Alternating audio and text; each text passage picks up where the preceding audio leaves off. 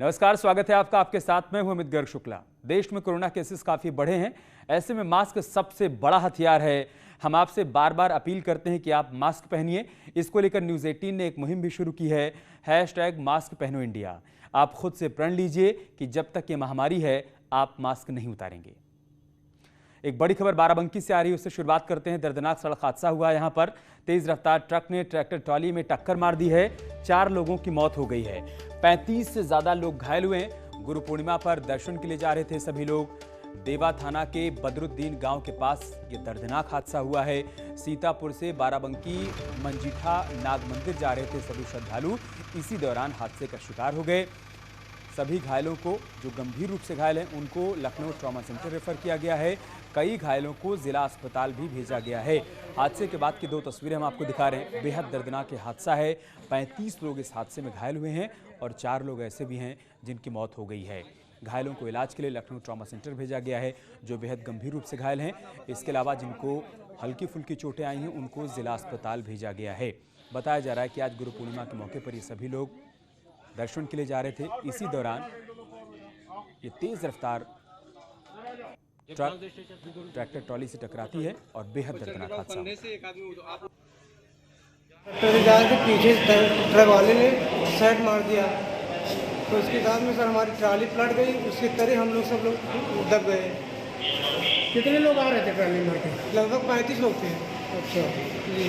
कितने महिलाएं, कितने पुरुष हैं उसमें? सर महिलाएं होंगी 10, बाकी पुरुष हैं। अभी क्या सूचना आ रही, कितने लोग मरे हैं उसमें? अभी कितने लोग घायल हैं? सर वहाँ देख तो हम आए थे 5 लोग।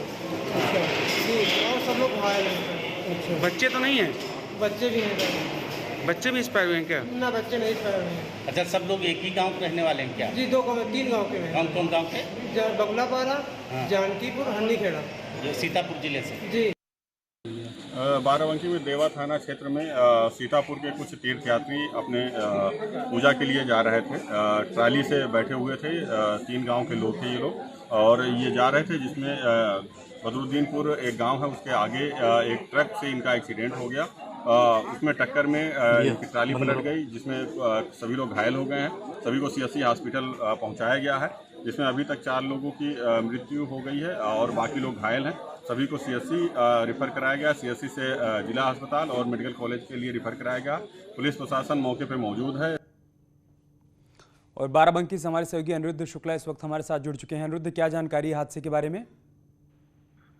देखिए अमित, अभी तक की बात करी जाए तो अब जो घायल हैं उनकी स्थिति सामान्य है। जो उनकी स्थिति गंभीर देर रात तक बताई जाई थी, उनको लखनऊ के जिला ट्रॉमा सेंटर में रेफर कर दिया गया था। और 4 लोग जो है उनकी मौत हो चुकी है। और जो ट्रक ड्राइवर था, जो देर रात जो ट्रक ड्राइवर था, जो ट्रक में फंसा हुआ था, उसको काफी मशक्कत के बाद उसको भी बाहर निकाला जा चुका है। और उसका भी इलाज जो नजदीकी जिला अस्पताल का जो था उसमें वहाँ पे चल रहा था।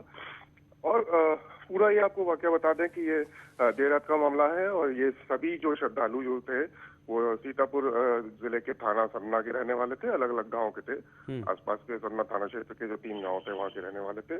और ये मजीठा, जो बाराबंकी में मजीठा गांव पड़ता है, वहाँ पे दर्शन के लिए ये सभी लोग जा रहे थे जब ये देर रात हादसा हुआ था। जी ठीक है, बहुत शुक्रिया आपका हमारे साथ जुड़ने के लिए और जानकारी हम तक पहुंचाने के लिए।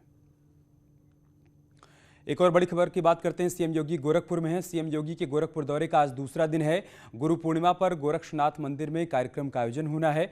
सुबह 10 बजे से मंदिर में गुरु पूर्णिमा उत्सव मनाया जाएगा और उसी में शामिल होने के लिए सीएम योगी गोरखपुर पहुंचे हुए हैं। तो आज उनके दौरे का दूसरा दिन है। कल अपने दौरे के पहले दिन कई कार्यक्रमों में सीएम योगी शामिल हुए। आज दौरे के दूसरे दिन गुरु पूर्णिमा के मौके पर गोरक्षनाथ मंदिर में कार्यक्रम का आयोजन किया जा रहा है। सुबह 10 बजे से मंदिर में गुरु पूर्णिमा उत्सव मनाया जाएगा और सीएम योगी उसमें शामिल होंगे। देवरिया दौरे पर हैं सीएम योगी। महर्षि देवराहा बाबा मेडिकल कॉलेज भी जाएंगे। मेडिकल कॉलेज का वो निरीक्षण करेंगे। उद्घाटन से पहले निर्माण कार्यों का जायजा भी लेंगे। 30 जुलाई को पीएम मोदी इसका लोकार्पण करने वाले हैं। उससे पहले सीएम योगी यहां पर पहुंचेंगे और मेडिकल कॉलेज का वो निरीक्षण करने वाले हैं, जायजा लेने वाले हैं। तो गोरखपुर के अलावा सीएम योगी देवरिया भी जाएंगे। महर्षि देवराहा बाबा मेडिकल कॉलेज जाएंगे। मेडिकल कॉलेज का वो यहां पर निरीक्षण करेंगे क्योंकि 30 जुलाई को प्रधानमंत्री मोदी को इसका लोकार्पण करना है।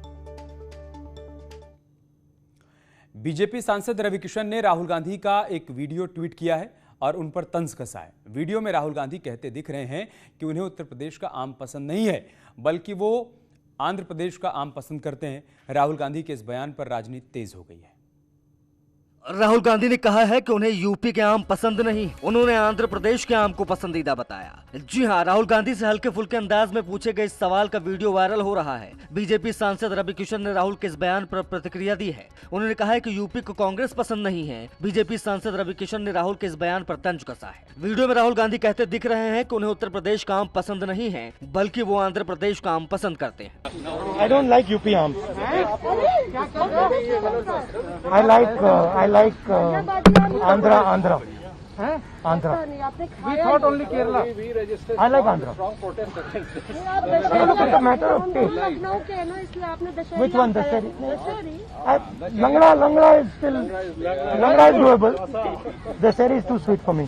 राहुल गांधी के साम वाले बयान पर सीएम योगी के मीडिया सलाहकार शलभ मणि त्रिपाठी ने भी ट्वीट किया है। उन्होंने न्यूज 18 के ट्वीट को रीट्वीट करते हुए कहा कि अमेठी के हार दिल में इतनी गहरी लगी है कि कभी केरल में खड़े होकर यूपी की आवाम की आलोचना करते हैं तो कभी देश की राजधानी में खड़े होकर यूपी के आम की। कितनी नफरत भरी है यूपी के लिए आपके दिल में, राहुल गांधी जी। और आम को लेकर राहुल गांधी के बयान पर सीएम योगी ने भी निशाना साधा है। सीएम योगी आदित्यनाथ ने ट्वीट कर कहा है, राहुल जी आपका टेस्ट ही विभाजनकारी है। आपके विभाजनकारी संस्कारों से पूरा देश परिचित है। आप पर विघटनकारी कुसंस्कार का प्रभाव इस कदर हावी है कि फल के स्वाद को भी आप क्षेत्रवाद की आग में झोंक रहे हैं। लेकिन ध्यान रहे, कश्मीर से कन्याकुमारी तक भारत का स्वाद एक है।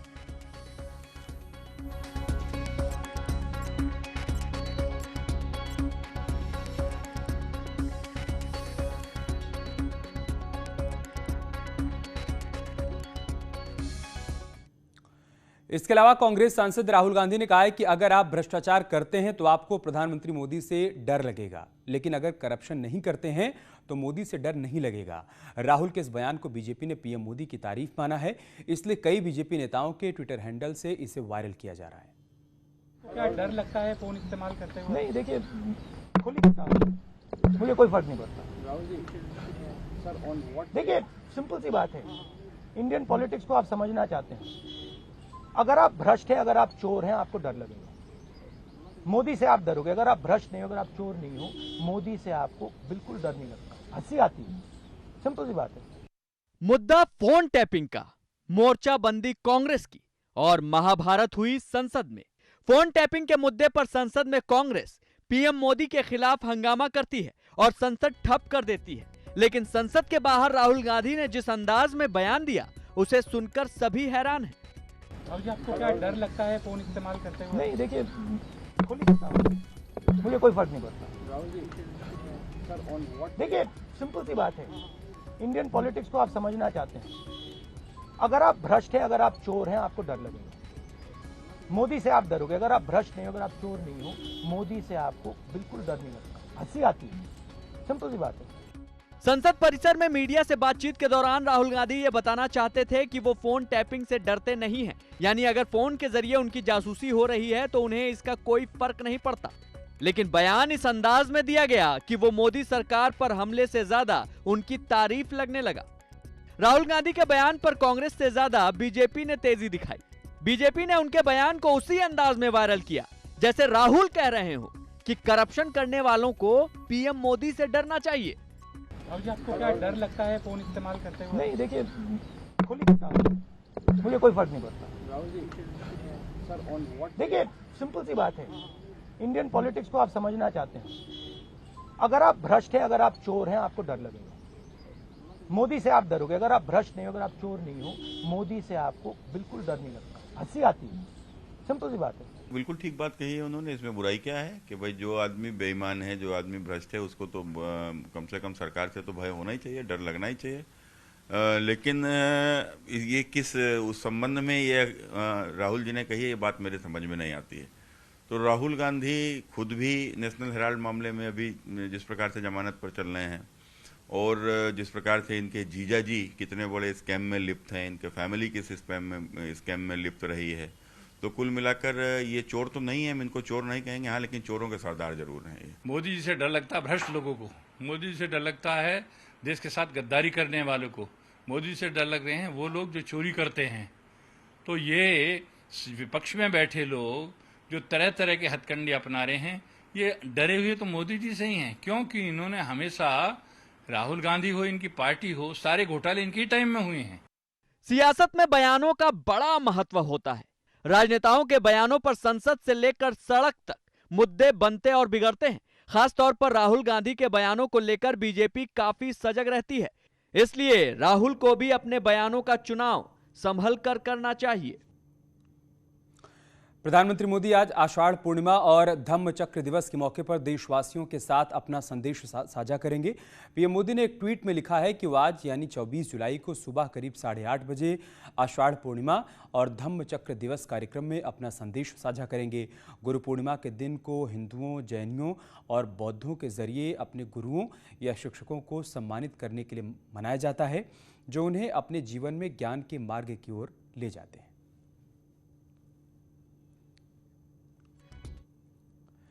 इधर सीएम योगी आदित्यनाथ ने लोगों को गुरु पूर्णिमा की शुभकामनाएं दी हैं। ट्वीट कर उन्होंने कहा है कि मनुष्य की अंतर्निहित शक्तियों को जागृत कर उसके जीवन में ज्ञान का दीप जलाने वाले देवतुल्य गुरुजनों को बारंबार प्रणाम। सभी प्रदेशवासियों को गुरु पूर्णिमा के पावन पर्व की हार्दिक बधाई और शुभकामनाएं।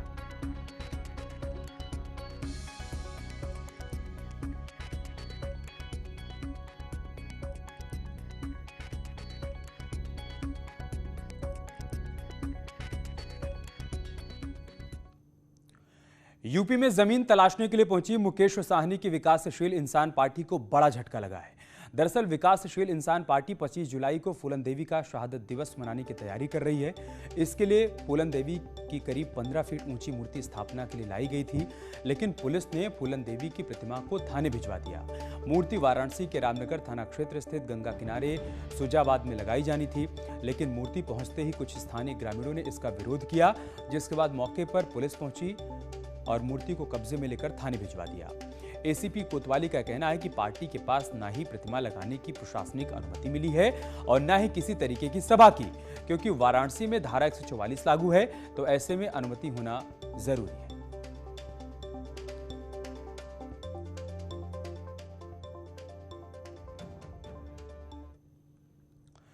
बढ़ाइएगा जोश, जब ओलंपिक में उतरेंगे मेन इन ब्लू। आप भी पहनिए टीम इंडिया वाली टी शर्ट। जानिए इसे जीतने का क्लू, बस स्क्रीन पर दिख रहे QR कोड को स्कैन करें और क्विज में भाग लें। जुड़े न्यूज़ 18 के साथ और हर रोज खेलिए ये क्विज और जीतिए टीम इंडिया वाली टी शर्ट।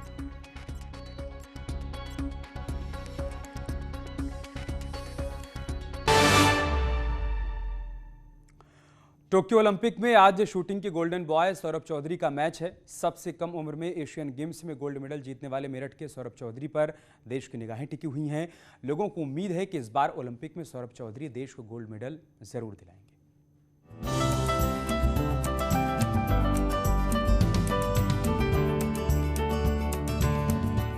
मेरठ का लाल गोल्डन बॉय सौरभ चौधरी आज ओलंपिक में अपना दम दिखाने जा रहे हैं। 10 मीटर एयर पिस्टल के सिंगल इवेंट में सौरभ चौधरी अपना गोल्डन टारगेट सेट करेंगे। देश को उम्मीद है कि पहली बार ओलंपिक में उतरे सौरभ चौधरी शूटिंग में स्वर्णिम इतिहास रचेंगे। सर सभी को उम्मीद है, सभी को ये है कि सौरभ मेडल लेके आएगा। रंग चाहे कोई भी हो, लेकिन सबको मेडल की उम्मीद है कि मेडल जरूर लेके आएगा। और यहाँ पर एक नई पौध भी तैयार हो रही है शूटिंग की। सब शूटर बनना चाहते हैं, सौरभ चौधरी बनना चाहते हैं। बिल्कुल सर, बिल्कुल। सभी इंस्पायर भी हो रहे हैं देख के, इस उम्र में, इतनी कम उम्र में मेडल लेके आ रहा है, तो सभी को लगता है कि हमें भी करनी है शूटिंग, और बच्चे कर भी रहे हैं। बहुत बच्चे लगे हुए हैं शूटिंग में हमारे गाँव से। हम तो उम्मीद 100% लगा है कि जरूर ये अपना जो परफॉर्मेंस उसको अच्छी तरफ से निभाएंगे और निश्चित तौर पर 1 नंबर पदक तो जरूर आएगा इसमें। 18 साल की उम्र में अर्जुन अवार्ड ले चुके मेरठ के रहने वाले सौरभ चौधरी ने 14 साल की छोटी सी उम्र से ही शूटिंग शुरू कर दी थी। कड़ी मेहनत की बदौलत सौरभ ने 2018 के जूनियर विश्व कप में 3 गोल्ड जीते और 2018 में ही एशियन गेम्स में गोल्ड मेडल जीतने वाले सबसे कम उम्र के भारतीय निशानेबाज बने। उनकी मां को पूरी उम्मीद है कि ओलंपिक में भी मेडल जरूर लाएंगे। बहुत बहुत शुभकामनाएं देती हूँ कि बहुत अच्छा करके आए, अपने देश का नाम रोशन करे, मेडल दिखाता है। कोई भी मेडल जीत के लाता है तो सबसे पहले माँ को ही देता है, आपको ही देते? मुझे देता है। मम्मी आओ पहले मेरे मेडल देखो, ऐसे बोलता है आगे आगे जो है कोई भी मेडल जीतता है, गोल्ड मेडल जीत के आता है, पैर छूता है और मेडल आपको दे देता है। बिल्कुल ऐसे करता है। ऐसे ही ओलंपिक का मेडल भी जीत के लाएगा, पैर छुएगा, आपको दे देगा। भगवान की वो देखो क्या करवाए ऊपर वाला। पहली बार विश्व कप में भाग ले रहे सौरभ चौधरी से सभी को उम्मीद है कि मेरठ का ये अर्जुन गोल्डन लक्ष्य पर ही निशाना साधेगा और गोल्ड मेडल जीतकर भारत का तिरंगा टोक्यो में शान से लहराएगा। मेरठ से न्यूज 18 के लिए उमेश श्रीवास्तव की रिपोर्ट। और चलिए इसके साथ इस बुलेटिन में इतना ही। खबरें जारी हैं, आप बने रहिए हमारे साथ। नमस्कार।